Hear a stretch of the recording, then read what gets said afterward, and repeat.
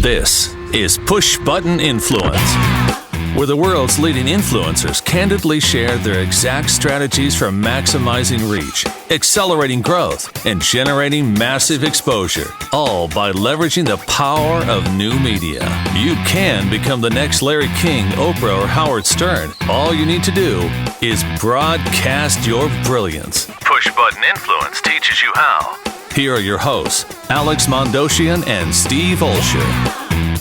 All right. Welcome to another edition here of Push Button Influence. I am your host, Steve Olsher, along with my co-host extraordinaire, Alex Mandossian, and today we are joined by the one, the only, Josh Turner. And man, knowing how busy you are and knowing all the things that you have on the docket, my brother, thank you so much for being here with us. Now, Alex, as we like to do every week here on Push Button Influence, we like to start out with a word. And I think you have a word that is pretty darn special that I know you were just jumping out of your chair to share. So what is your word of the week? Well, it starts with the same letter my first name starts with. And it's a word that defines Josh Turner for me. I've masterminded with Josh. I've gotten to know him a lot better. In fact, we even changed our launch date for Josh, and we're supporting him, and he's about to go into a launch, and he's here with us right now live, and that word is automation. Automation. Now, whether it's generating appointments automatically or it's automating a business and scaling it and growing bigger, you're known for automation, whether it's LinkedIn, Facebook, or just let's say online influence, Josh. So what does automation mean to you, and what has it meant to growing your business? Because you're on a meteoric rise right now. Yeah, that's interesting. And I think that a lot of the times when I'm in masterminds like the one we were at, or just hanging out with peers or colleagues in the industry, like that's the thing that people ask me about a lot. And one of the things they ask me about is because we do a lot of automated webinars. People are always wanting to know, how do you get these evergreen funnels that are, that convert like this? And it's something that, we didn't start out doing that. It's kind of grown over time, but definitely for the last couple of years, automation has been a big part of my business. I mean, the things you said about, video is huge these days. I mean, there's nothing more powerful than speaking from a stage.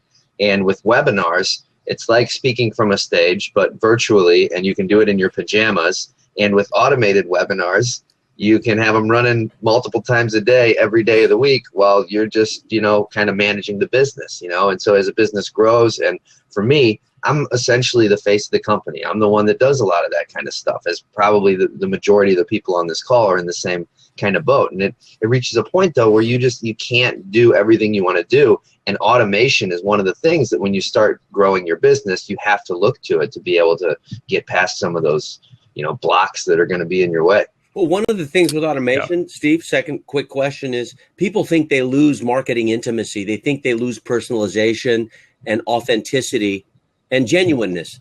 But automation doesn't have to be disingenuous. You can have an automated recorded live webinar and still talk on the chat live. Right. And so you haven't lost any of the authenticity with automation with your business, right? It's still up there. Yeah. No, I would totally agree with that. Yep. Awesome. All right. So my word for you, Mr. Turner, is this bad boy right here, which if you can read the chicken scratch, that says inbound. So for those on the podcast, they're like, we can't read it. Well, of course you can't read it because you're on the podcast. So that word is inbound. And my question for you is, when it comes to your expertise, and obviously you've done so much with LinkedIn, but if I can speak a little bit for you, I do believe that part of your success, if not a large part of your success, really can be attributed directly to the amount of inbound inquiries that you've been able to garner over the years in terms of how to leverage your expertise and what you bring to the table that they want. So I know there are a lot of folks who just have these brilliant gifts and they're kind of that best kept secret out there, and they could benefit from inbound inquiries, appointments, et cetera. How do you recommend that people leverage, and let's just start with the LinkedIn conversation before we go a little bit more general. How do you recommend that people leverage LinkedIn specifically for inbound consultations, inquiries, et cetera?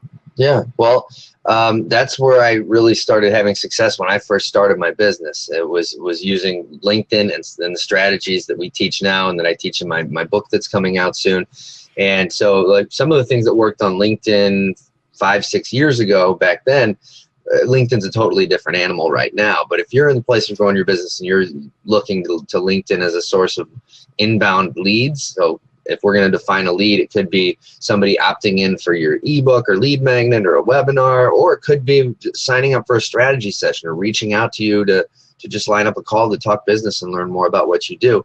I mean, there's a number of tactics you're going to want to use. I mean, the basic strategy we teach in the book is one way to do it. I mean, we have clients that have set up the system and they are, leads just kind of come in on autopilot at this point because they've positioned themselves as leaders and experts in their industry, and they're serving their prospects and providing value and resource to them instead of just always talking about themselves all the time. And when you can build a community that is really centered around what your prospects care about and not just what's all about you, that is a fantastic way to not only build lots of relationships and lots of top of mind awareness with really targeted prospects, but then also as you build momentum to get those kinds of inbound leads coming in. So that's one of the strategies that we teach. There's a lot of other stuff on LinkedIn too. LinkedIn Pulse, for example, long form post publishing on LinkedIn is a great way to drive, opt-ins for ebooks, webinars, and stuff like that, or to drive people to a scheduling form for strategy sessions. LinkedIn advertising, a good way to generate inbound traffic, although, you have to have a budget to be able to throw some money at it. So those are a few things off the top of my head. Yeah, awesome. Alex? Yeah,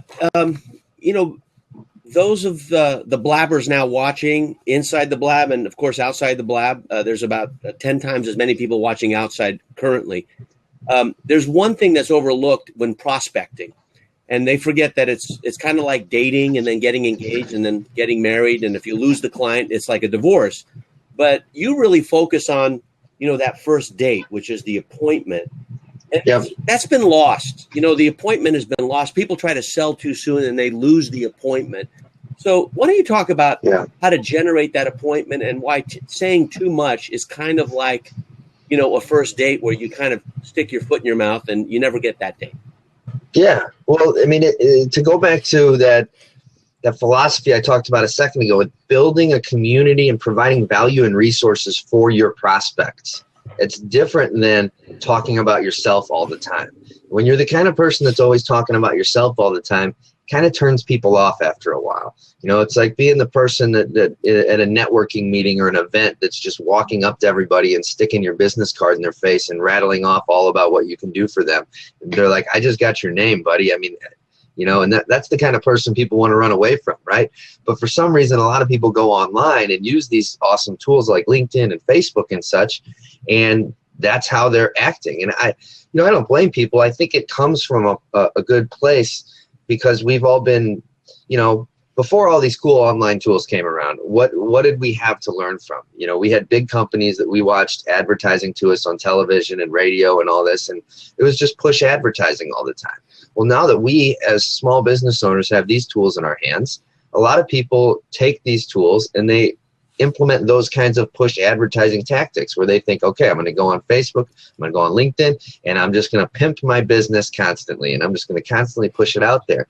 And it doesn't get good results doing that, and it turns people off. And instead, if you can position yourself as a trusted resource and a leader and more of a peer in the industry that you're trying to serve and really focus on building the relationship first, when you do that, and then a little bit further down the road, ask to talk business, that's the best way to maximize the response rate when you're trying to use a tool like LinkedIn to get appointments. Gotcha. Very cool, man. So at this juncture, I believe there are, a few 100 million people on LinkedIn. What's the last number that you saw? Do you remember the last number that you saw? 400. Yeah. So it's obviously a lot of people. Do most people use it wrong, in your opinion? And what are you seeing as some of those core mistakes that most people are making when it comes to it? Obviously, you touched on some of this, but what are some of the other, let's maybe even profile specific. Sure. And again, I don't want to throw you in this box here because I know you're a lot more than just LinkedIn, but that's a big part of, that's okay. I know it's a big part of who you are and a big part of what people know you for. So maybe just a couple of key thoughts around profiles and some of the things that you've seen people just do, just horribly wrong. Sure. Yeah. Profile specifically. Well, for the first thing, is people use LinkedIn for all sorts of reasons. But if you're using it to try and generate business, to market your business, to get in front of prospects, to try and generate some appointments, let's focus on that. And the mistakes that people make there, profile specifically, is the first thing people are going to look at is going to be your picture. So let's say you send somebody a connection request, which is often the first touch point. All right. Or if they just stumble on your profile somehow, they're going to look at your picture. And they're going to think, does this person look like a little gremlin that I want to avoid, or does this look like a nice professional person that I'm going to consider reading more about them? And for most people, you got a decent headshot, you're in good shape there. So then they move on to your headline. And then this is where a lot of people falter, because they'll have something like owner at GKS LLC or something like that. And when I see that, it's just, it makes me think those people don't care about getting any benefit out of using LinkedIn, because when you have a headline like that, it doesn't tell anybody anything. Yeah, it tells them that you own a company, but you're going to be much better off if you structure your headline to really speak to the kinds of companies you serve and the benefit you provide them, maybe some sort of a unique value proposition that you can work in there, something to that effect. And that way, when one of your ideal prospects stumbles along your profile, the first thing they're going to read is that headline, and they're going to think, this is somebody that's speaking my language, and they're going to be interested to read more. And then from there, they're going to go down to the next thing, which is usually going to be your summary section, which is a place where then you can start really bringing them in, tell a little bit of a story, maybe include a testimonial or a case study, and then close with a call to action at the bottom that's going to get them to take some next step with your business. And that's one of the keys too, is, look at your LinkedIn profile like a landing page. What is the one thing that you want people to do when they visit your profile? Is it that you want them to go sign up for a strategy session? Is it that you want them to sign up for your webinar? Is it that you want them to send you a connection request? Structure your profile to guide people into doing that. Yeah. Alex?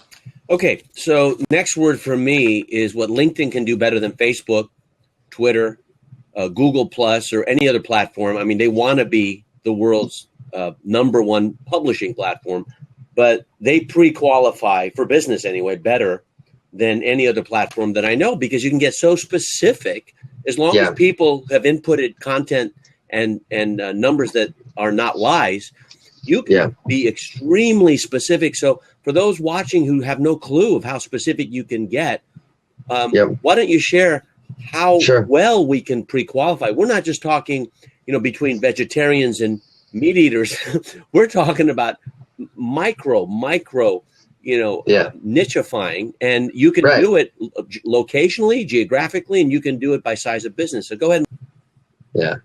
Well, when I first started my business, the first things I started trying were like Twitter, Facebook, a little bit of LinkedIn, and just doing the stuff that you hear a lot of people talking about, with just posting updates and trying to engage and just kind of just putting stuff out there. The spray and pray strategy, you might call it. And really quickly, I found that this is not going to work for me. At the time, I was working as an outsourced CFO, so a small consultant, basically. Working out of my house, just trying to get a client in the door to pay the bills. So all the fluffy social media stuff didn't work. I looked at LinkedIn, which I had been using for a few years for the company that I worked for, and I thought, this is where I need to be focusing. And so I went on LinkedIn, I ditched all the other stuff, and I said, okay, who are the types of business owners that I need to be getting in front of in the St. Louis area? And I went on LinkedIn and I started sending connection requests to hundreds of them. And in a really short amount of time, I built up a really solid database of a bunch of business owners running pretty decent sized companies in the St. Louis area. And that is the power of it. So no matter what the avatar is of the person you're going after, like that is one of LinkedIn's strong suits. Absolutely. You hit the nail on the head. It's very difficult to do that on Facebook.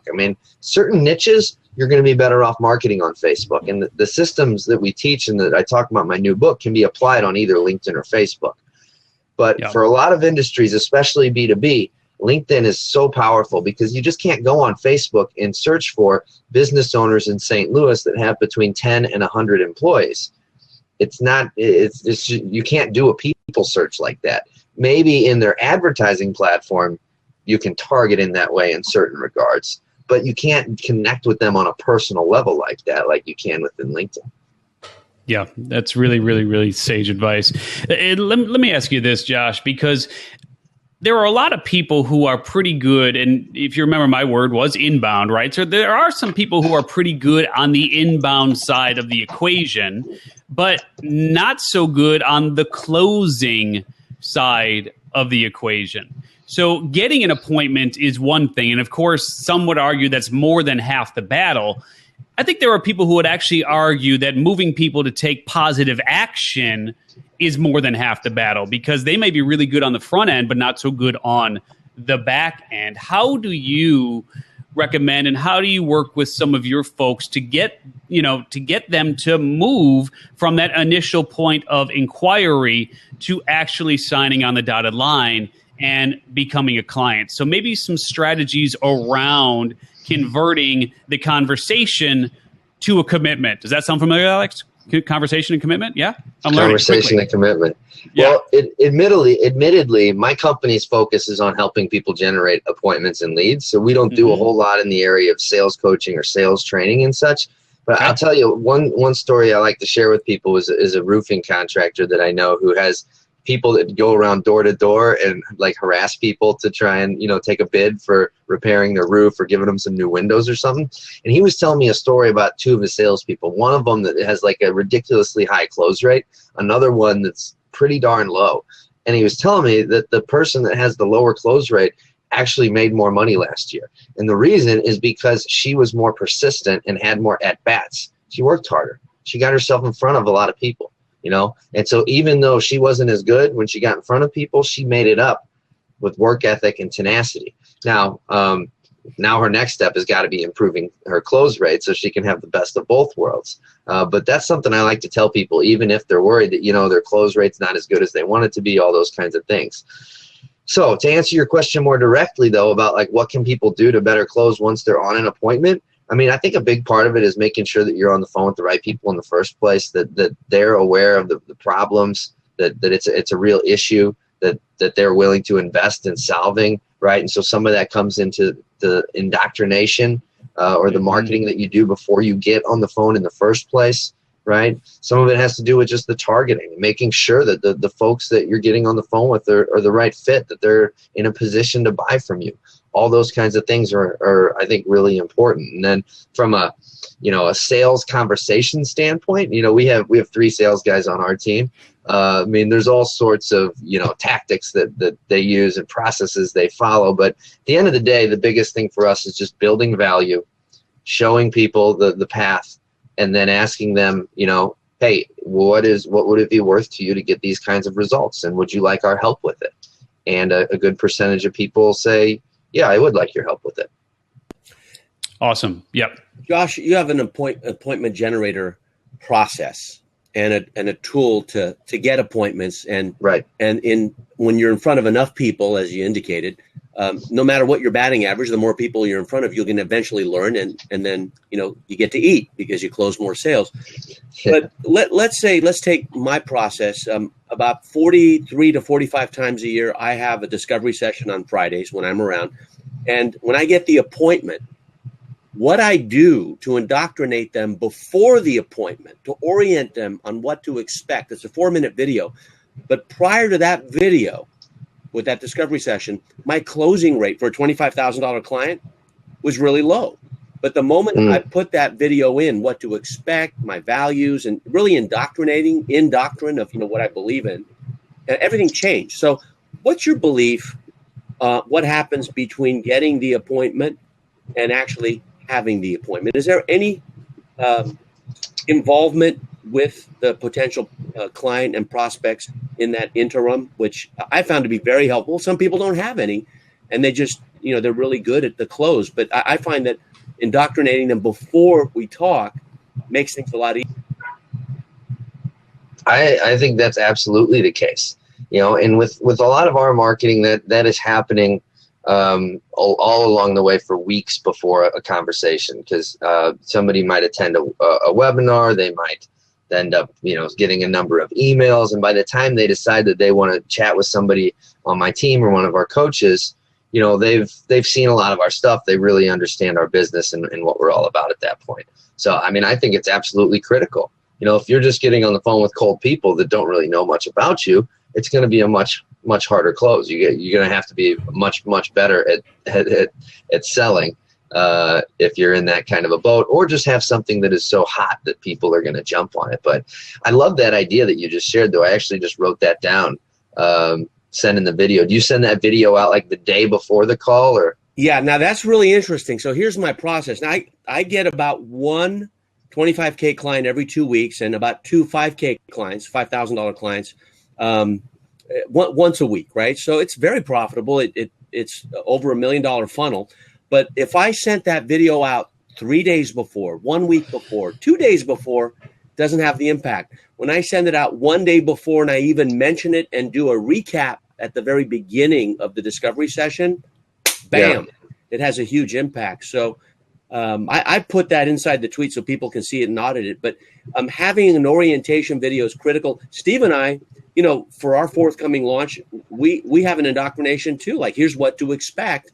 And with curriculum too, before people go into a membership site, you got to have an orientation, big picture. Here's what to expect, this kind of set of context. So getting the appointment is really important, but I think a lot is lost in between the appointment and then the actual, discussion. And so I want to.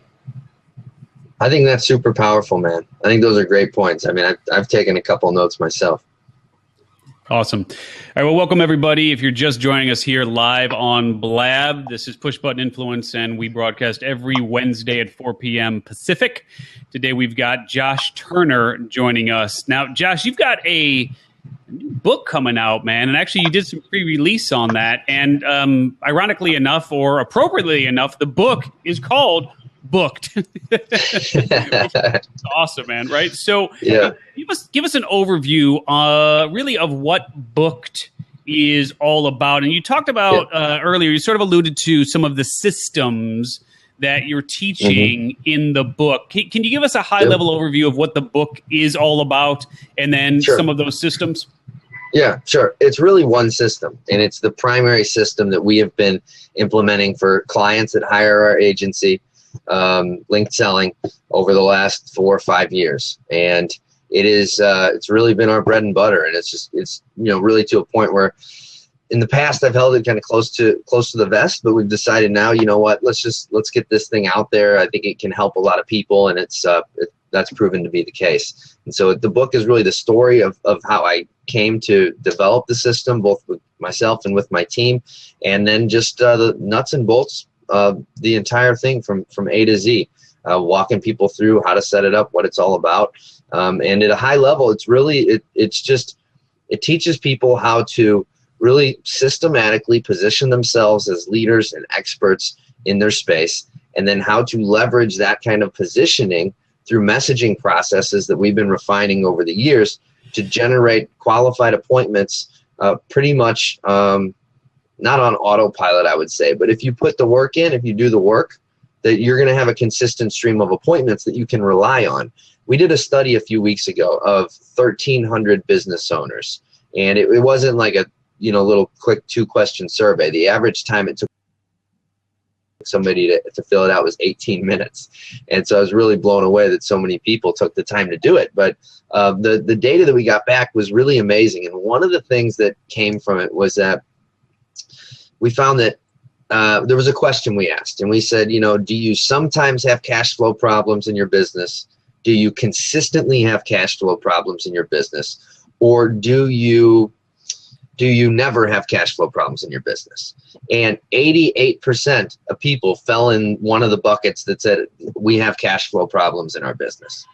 12% of respondents said they never have cash flow problems in their business. So we looked at that data and it said, what else can we kind of, what can we correlate with this? What's causing that? And the most interesting thing we saw is that of the 12% of businesses that don't have cash flow problems and are, if profitability is one of the measures of a business's success, then those businesses are succeeding at a bit of a higher level. If these more successful businesses one of the things they said was that they do have systems to generate leads and appointments. So there was another question where we asked people, do you have systems to consistently generate leads and appointments? Almost all of the businesses that don't have cash flow problems have those kinds of systems in place. Meanwhile, the businesses that are struggling to maintain consistent cash flow do not have those kinds of systems in place, the majority of them. And so that was really striking to me. And it's just a pretty clear conclusion that like that is one of the indicators of succeeding, is that, businesses that have the right kind of systems in place to keep new prospects coming in, new leads coming in, so that you can continually get new clients on the books. Just like Alex said, he's got a system set up to continually bring new clients in. That's a stable, successful, profitable business. Meanwhile, a lot of other people, unfortunately, are out there on what we call the cash flow roller coaster, where 1 month you got some clients, you're feeling good, you're busy, kind of forget about marketing. The next month you run out of clients, you're back on that hamster wheel running, trying to market real quick to get some clients. And that's a tough place to be. And I think we've all been there at one point or another. And it's a beautiful thing when you get off that roller coaster. And, our system and what we teach in Booked is one way to do Excellent. it. Alex? Yeah, I'm going to ask you a question about rock bottom. If you've ever been familiar with what rock bottom feels like, Josh, and what was that like for you? But before I do, I want everyone to know that we already have $100 going to Kiva.org as a result of Josh. If you go to pushbuttoninfluence.com/donate, 100%, not 99, not 95, not 50, but 100% goes to Kiva.org. We have generated over $221,000 in the past 5 years as a result, and we're continuing it here. And the reason why we're doing it is because $100. Now, if you bet $105, then you would be the sponsor. And right now, we've sponsored it because we generated $100. Now, I'm hoping we add a zero in the next few months. Now, the goal is $100 for a Kiva entrepreneur is 100 days of financing. Most of these folks make $1 to $2 a day. And by the way, that represents about 1.5 billion people on Earth that make that kind of money. So third world, they pay their loans back. They're not like Americans. They actually pay their loans back. They don't default. So pushbuttoninfluence.com/donate. If you want us to brag about you in the fourth square, which is something that we are innovating here. I talked to the CEO of Blab, thanks to Raven Blair Glover, and she hooked me up with Sean Puri, and he said, that fourth box that we have, that's a great place to put sponsors. They're going to do a lot more with that. So I just wrote a question. Steve wrote it. Today's Blab is sponsored by Push Button Influence. Well, imagine if that's your company and you put a .com there. You are there for 1 full hour, and we have lots of people. There are a lot more people right now than there were at the beginning of the show. This is unlike a teleseminar or any other kind of virtual presentation. So it works. So that's a technique as an interviewer. That gave Josh some time to think about his rock bottom story. So be a good one. Rock bottom is really bedrock. It's a good starting point. But what a good one that people. I have a few of them. Yeah, it's kind of challenging for me to pick just one because I've witnessed a couple. I've been on one myself. I think that when I was 22, I was part of my dad's company. He had a small remodeling company. I talk about this in my book. One day he brought me into the office and showed me a stack of payables, invoices he owed, and said, "It's too much. We're not going to be able to keep going." And it was that was super, super tough. It was eye-opening for me to see him at rock bottom and the impact that then that had on our family, on him, and the trajectory that took him on for the rest of his life. He ran out of work, couldn't keep the lights on, and the hole was just too big. Another situation that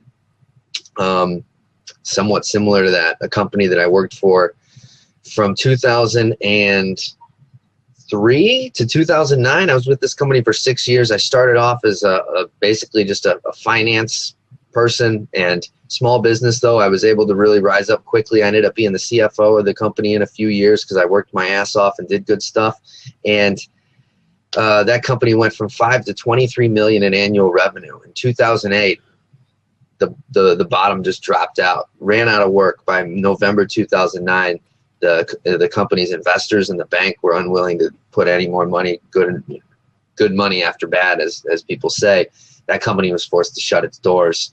A lot of good people out of a job, and the owner of the company ended up committing suicide actually after that happened. And it's the toll it can take of, you know, when you yourself and your ego is so closely associated with your business. And I don't tell this story much because it's a personal story, and I don't like feeling like I'm using his story as some sort of a platform for my business, because he was a friend and a mentor of mine.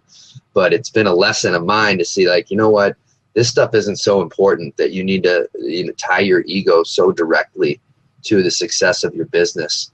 But it's tough when you've built something for 25 years and then it goes away. So that one there was about as close as rock bottom for me as it's gotten. Well, thanks for sharing that, man. Really, and I'm sure that impacted you. And you know, it's interesting, right? I mean, it's like the subtle shift for those of you that have children, like myself. It's like I have to be with my children. I have to, you know, take care of them versus I get to take. I mean, it's just like that subtle mindset shift. And I'm sure now, after having experienced what you've experienced, it's pretty evident that you look at every single day, man, because I know you well enough to know that you really appreciate and just you get to do the things that you do. And it's not that you have to do them. And it's definitely clear in the way that you run your business and the way that you treat your people. So let's talk about being a leader, because ultimately you have been, I mean, as you said, you've been an employee and you've been a leader, and you've been an employee, you've been a leader. First and foremost, which do you like better and why? And second, for those that are at the helm of their own organization, what sort of business leadership tips can you offer them? Well, I mean, I like working for myself and running the show more so than working for other people at this point. I couldn't see going back to it unless it was, I couldn't see going back to it in the near future, that's for sure. And leadership tips, I mean, I think that, you know, one of the things is that I just mentioned, you know, I like running the show better. Well, the truth of the matter is that the people running the show are the people that I serve on my team, that work with me and that have helped us build this company and get us to where we're at. You know, I get to have fun and come on these things and help spread the message. The real people running the show are people like Ryan, who I think is on this call, who's our director of marketing, and my right-hand man, Ben, and Allison, my assistant, and all sorts of other people on our team that are working hard to continue pushing the rock up the hill every single day, you know. And so I think that's one of the biggest things that I've learned going from a small company where we had a couple people to a company now with about 30 people, is that you have to get out of your own way, and your role as a leader absolutely changes when you have to realize that you can't just do it by brute force. You have to empower other people on your team to continue, you know, growth. Awesome. Alex? Yeah, to add on to that question, Southwest Airlines is one of the only profitable airlines in the U.S., and they hire for attitude and they train for skill. And for many years, I hired for skill and trained for attitude and found it didn't work. So what's your hiring philosophy? Because, you know, many people use LinkedIn just simply for hiring, and it kind of gets the bad rap of being a kind of like a monster.com, you know, for hiring, but it's a much more than that. Sure. What's your hiring philosophy so that you don't have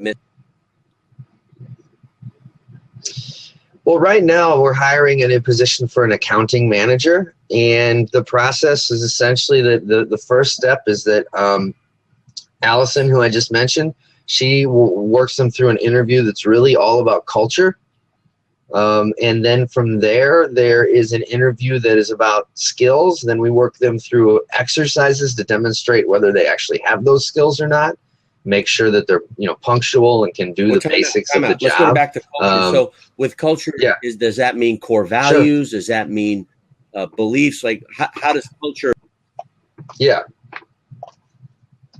Yeah, it's really just like our core values that we've identified as a company, and making sure that we ask questions to really bring out, like, is this person aligned with these things? You know, like, so one of our core values is called the best, which basically means that, you know, we don't want to be good at what we do. We want to be the best at what we do. We're pushing to be great, And so we want to make sure that we have people on the team that have a very high standard for themselves and don't just think like, 75% is okay. Like we're looking for 100%, stuff like that. Yep. All right. Let's go back to LinkedIn for a second, because LinkedIn is, and there are folks here who are joining. I know you've got all sorts of things around appointments and whatnot to talk about, but just watching the questions that go by here, I mean, there's definitely a lot of questions about LinkedIn. So let me just bring it back to that for a second, which is, LinkedIn's a lot more robust than people even realize. I mean, it's like, shall we say, layers of the onion, you just keep going and keep going and keep going. And just when you think you understand it, there's more to understand. So what do you think is the single most underutilized tool or element or ability of LinkedIn that people are just missing out on?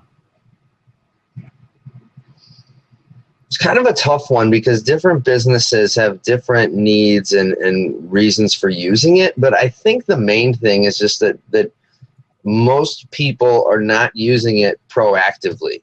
And they're sitting back and kind of seeing what's happening, and they're going on LinkedIn, they check their inbox, maybe they go into some groups and try and comment on a post or two.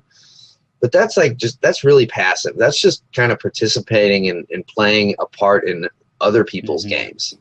I think the people that are getting the best results out of LinkedIn, the big, success stories you hear, the people that are signing lots of clients on LinkedIn, they're proactively executing a plan. They're continually reaching out to new prospects and developing relationships and putting themselves at the forefront of the conversation. And so I think that, at the end of the day, like that's really the main recipe for success. Tactically, if you're looking for like a specific area within LinkedIn that maybe is underutilized, I guess right now I would probably say LinkedIn sponsored updates and ads, because you don't hear of many people that are using them effectively. And it can be an amazing tool for lead generation that I think, most people just shy away from it because they think that it's too expensive or something. But it is really a powerful tool, LinkedIn ads, and we do quite well from. We have a number of clients that do well, and I know a lot of other folks in the industry that do. And at the end of the day, that just comes down to understanding your numbers, right? And so people oftentimes say, well, LinkedIn ads are a little expensive, so we're going to stick with Facebook.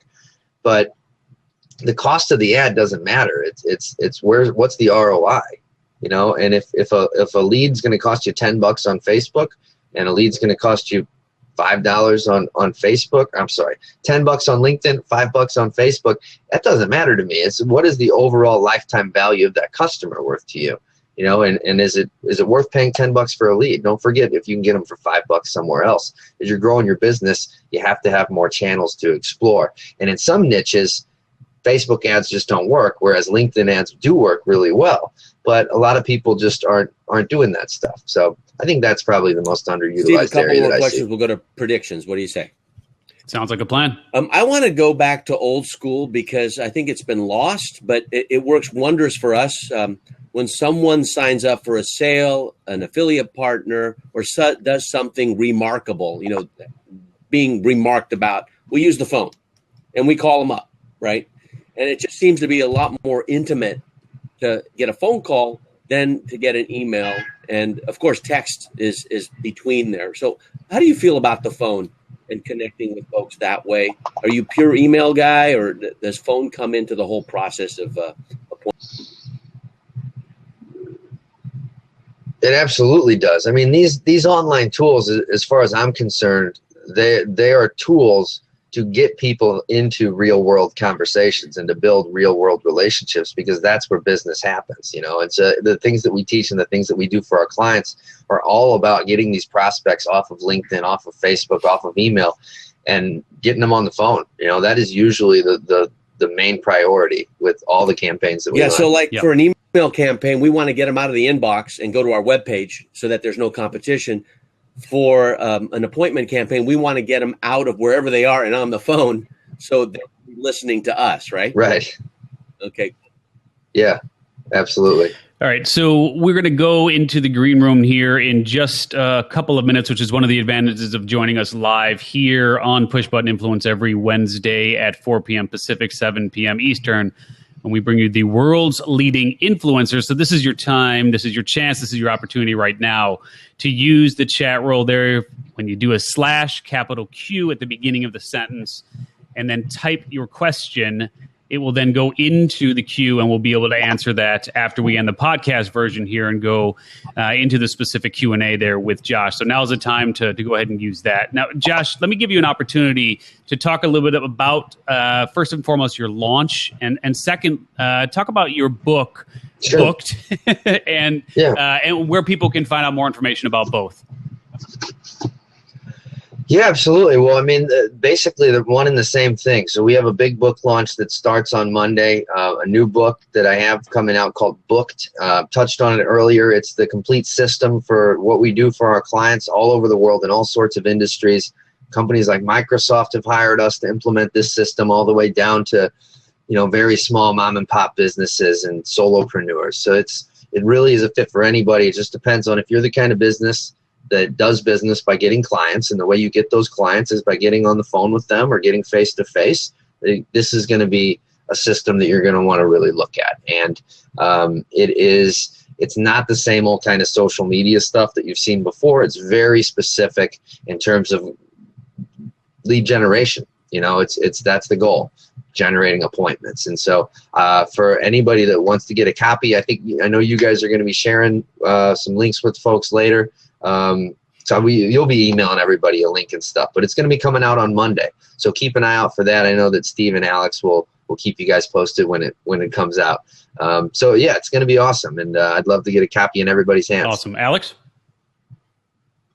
As I unmute, let's talk about predictions. Right. So where is the future killer tool for booking appointments? Where do you think it's going 3 years from now? Now, on the internet, it's like dog years, right? We talked about dogs before. It's like 7 years, in real life for every year on internet. At least that's the way it feels like to me.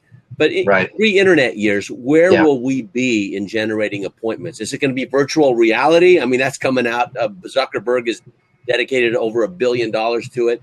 What's going to happen?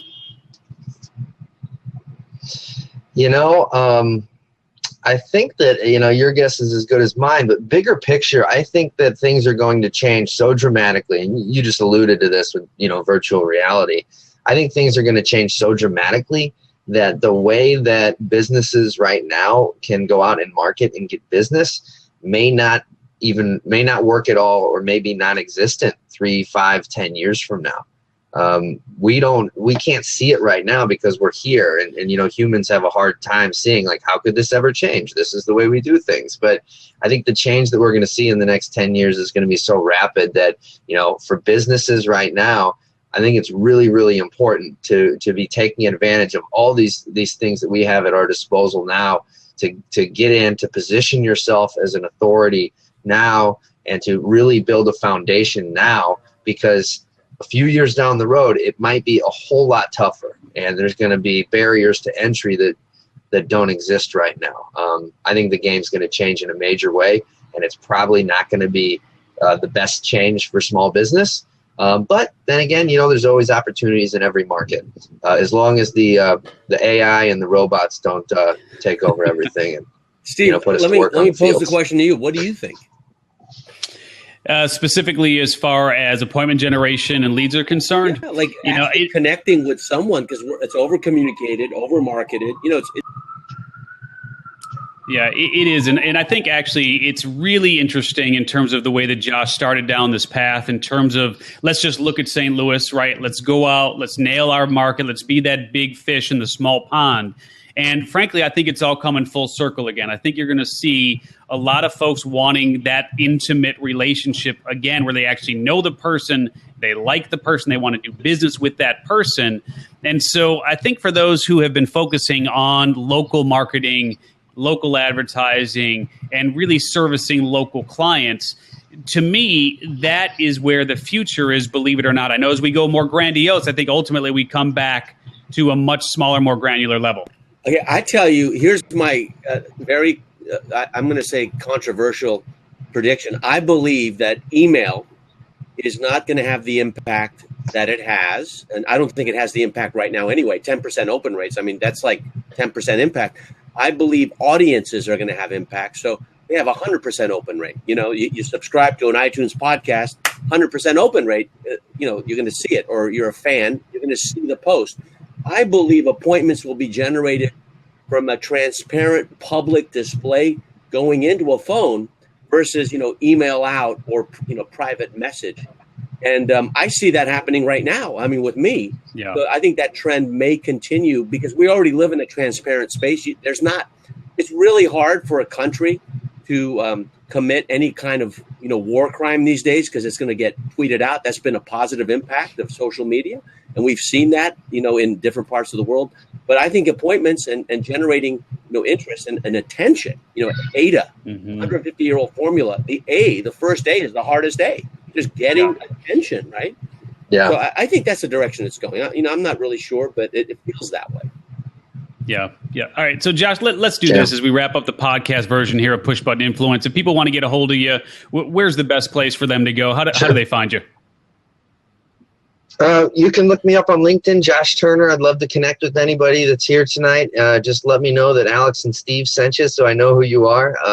And I would say other than that, I would love for everybody to sign up to get a copy of my book that's coming out on Monday, February 8th. It's going to be free for a few days. I saw Alex put a link in the chat a minute ago, but I don't know where it went. Can we let everyone know what that link was again? And you are muted, Mr. Mandossian. So let's try it one more time. There we go. And you're still muted. There we go. Much better. Yay! Oh, there he is. You can mute your relatives during Thanksgiving time. All right. So Steve and I put up a webpage to get a free copy. So alexvideotips.com/book. Go check that out. And you can get a free copy. And it's very generous of Josh. I mean, he's throwing money at it. It's costing him, money to send it to you. So go check that out and you can get it. And then all bets are off after this blab. Done. Over. Awesome. All right. Well, Josh, here's what we're going to do, man. We're going to wrap up the podcast version. We're going to go into the green room, which means that after this fancy exit music here, ladies and gentlemen, we're going to be answering your questions. So that's the benefit of joining us live every Wednesday at 4 p.m. Pacific, so that you can ask our guests your questions. And that's exactly what we are going to do. So Alex Mandossian, once again, my friend, my co-host extraordinaire, and it's been amazing. So Josh Turner, we got to give you 2 big thumbs up there, man, and say thanks so much for joining us here on Push Button Influence. And after there we go. 10 full fingers. Let's go. All right, Super Bowl. Wait, real quick, Super Bowl prediction. Josh, who's going to win? I am going to go with the how many Carolina points? Panthers. I'm going to say 7. Alex, 7. who's going to win? Carolina by 6. I'm going to take Carolina by 21. Blowout. There you have it. All right. Wow. Join us next week for Push Button Influence. And I believe we've got a pretty amazing guy on next week, as we seem to do every week here. I think we got Perry Marshall on next week, and then Joel Comm after that, and Ocean Robbins after that. So lots of really interesting characters here on Push Button Influence sharing their brilliance. And we will talk to you guys next week. After this fancy little exit music, we will go into the green room. You just learned how to broadcast your brilliance. Tune in live to blab.im, Wednesdays at 4 p.m. Pacific, as the world's leading influencers share their proven strategies for leveraging the power of new media. For more information about your hosts, Alex Mandossian and Steve Olsher, to claim your free surprise gift and to access every episode of Push Button Influence, visit pushbuttoninfluence.com.